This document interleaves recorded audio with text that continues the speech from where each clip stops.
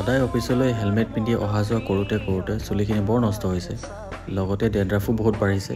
সেইকাৰণে ভাবিছোঁ আজি নিউডৰ এই কেৰট চিড অইলটোকে দি ভালকৈ মাছাজ কৰোঁ, কাৰণ যিহেতুকে আগৰ প্ৰডাক্টছবিলাক মই ইউজ কৰি ভালেই পাইছোঁ।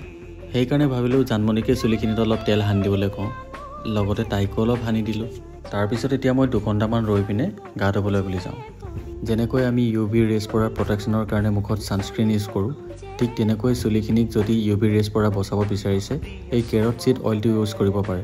সঁচাকৈ গাটো ধুই অহাৰ পিছত মূৰটো ইমান ৰিলেক্স লাগিছে আৰু চুলিখিনি বহুত স্মুথ ফিল হৈছে। আৰু এই অইলটো যদি কিনিব বিচাৰিছে এই QR কোডটো দি স্কেন কৰি আপোনালোকে কিনিব পাৰে। বাকী এতিয়া মই আৰু জানমণি যাবলৈ ওলালোঁ অলপ অল্ড চিটি ফালে, কাৰণ মোৰ অলপ বিয়াৰ বজাৰো পেণ্ডিং আছিল আৰু অলপ ফুৰিও আহিলোঁ। বাকী আৰু কি কৰিলোঁ কি ল'লোঁ আপোনালোকক দেখাই গৈ আছোঁ। ভিডিঅ'টো যদি চাই ভাল পালে প্লিজ লাইক, শ্বেয়াৰ আৰু ছাবস্ক্ৰাইব কৰি দিব। তেন্তে আজিলৈ আহিছোঁ।